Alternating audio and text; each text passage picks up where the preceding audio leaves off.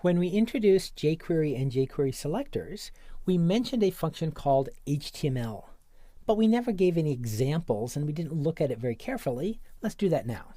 So the HTML function takes a string. The string can contain HTML characters like less than signs and greater than signs, and it inserts that string inside the body content. It replaces the body content of everything that matched this pattern. Another way of saying it is find all HTML elements that match this pattern and then make their HTML content be that string.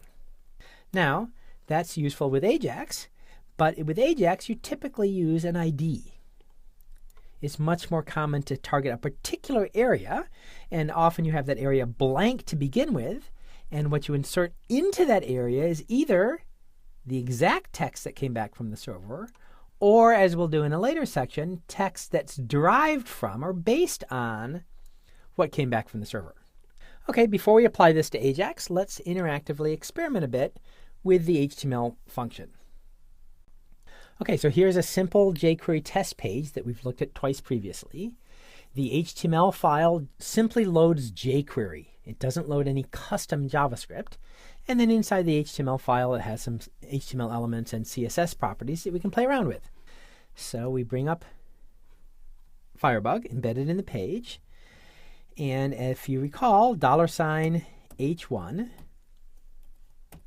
we'll find all H1 elements in the page, and there are 3 of them. These 3 things at the top all use the H1 element from HTML. And now we will use the HTML function to replace the content of all 3. Here is some new text.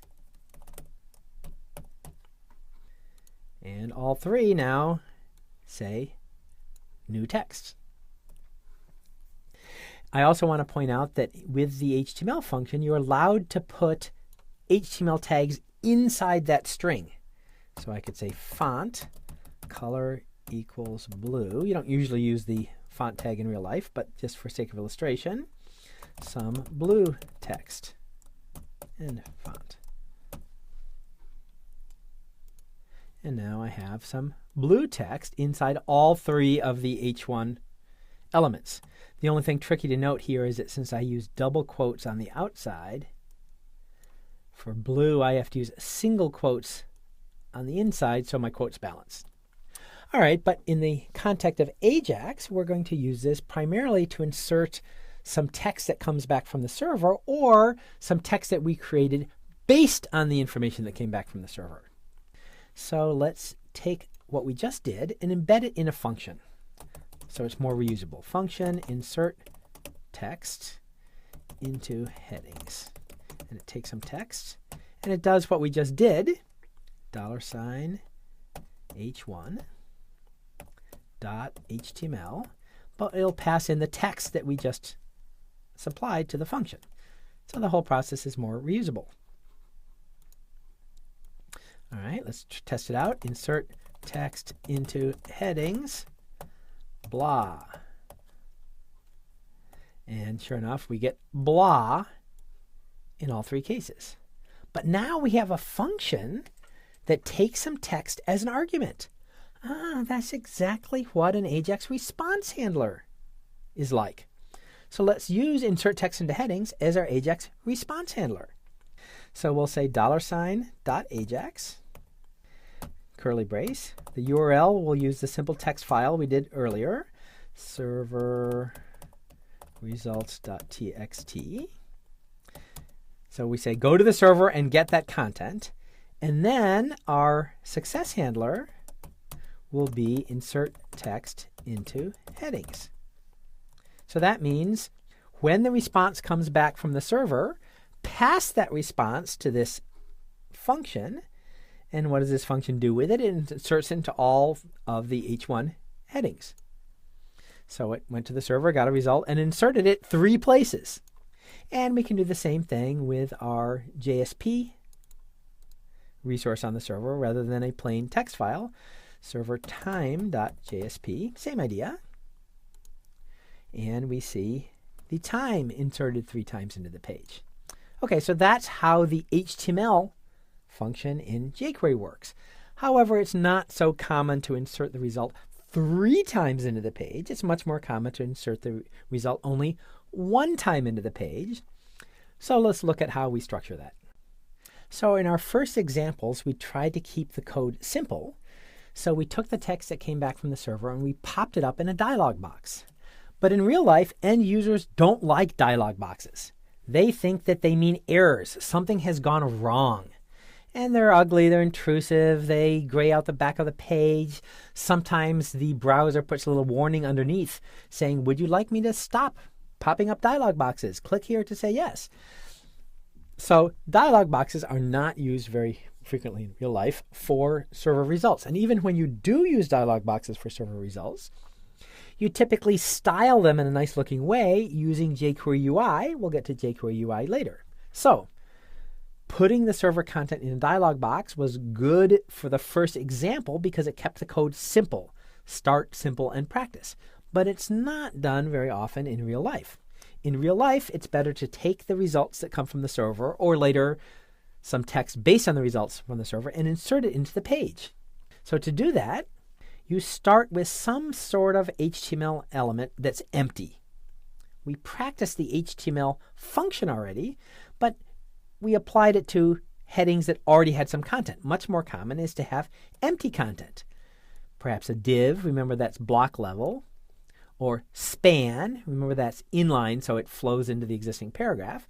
But notice that those elements are empty to begin with, and furthermore, they have an ID of some sort so that jQuery can easily find them. It doesn't have to be a div or a span, those are very common, but you can insert into a heading, you can insert into a table data cell, you can insert into a paragraph, and other things, as long as what you insert inside would have been legal if you had written the HTML page to begin with. So for example, it's not legal to put block level elements inside a span in regular HTML, which means it's not legal to do it from Ajax either. It is legal to put block level elements inside a div, so it's legal to do that from Ajax. So div and spans are the most common placeholders for server results, but other HTML elements can be used as well, and they're done quite commonly. Okay, so you have a blank place in the page, nothing inside of it, and it has an ID. Then you go and get the data from the server the same way we've always gotten data from the server, but with the caveat that later on we'll get data from the server that's in a more complex format, and then we'll have to extract some information out of it. And then you insert it into the page, just like we did in our interactive example, but now the CSS selector pattern we supply will be an ID. Only one thing will match. And so when we use the HTML function to insert it into the page, it's just inserted once, not 3 times as an interactive example, and it's inserted into something that previously had no content at all. So from the end user's perspective, the data from the server just appears in the page, something new appears. Okay, we'd like to make this process reusable because we do it a lot. So let's make a function called Insert Ajax Result. And it will take 2 arguments, the address on the server and the ID of the place where we want to insert it. And then it will call our nice familiar $.ajax.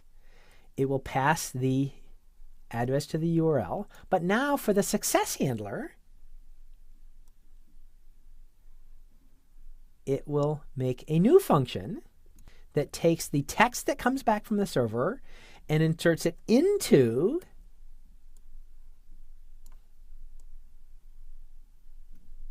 the result region.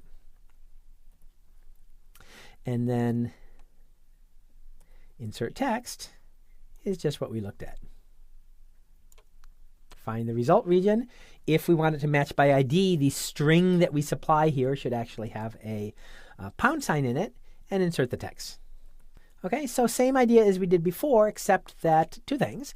1, we will insert the result into the page, and 2, we made the whole process reusable by putting it in a separate function, because we're going to contact an address and insert the results somewhere many times. This is a common process, so we might as well make reusable code. But the core difference is that inside our success handler, instead of calling alert, we're going to call insert text.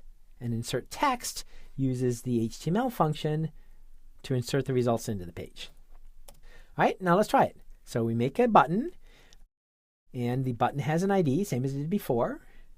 But now, in addition to a button, we have a placeholder region. The placeholder region is empty to begin with, so there's nothing for the end user to see. But it has an ID. Why does it have an ID? So that our Ajax code can insert something into it when the user presses the push button. So in our JavaScript code, we will do the same idea, which is we'll say when the DOM is done being loaded, we will attach this function as a click handler. But the click handler will say, go to this URL, notice the pound sign here, and insert the result here. Okay, so same basic Ajax approach as before, except now the result is being inserted into the page instead of popping up in a dialog box. Let's try it. So the first two examples popped up dialog boxes that illustrated the process of making the Ajax call and this unobtrusive JavaScript idea attaching a click handler from our jQuery file. That was all well and good for illustration, but in real life, the end user wouldn't like those little dialog boxes. The end user would think that meant an error. So in our third example, we insert the result into the page. That's much more natural and much more reflective of what would happen in real life. Notice the time here.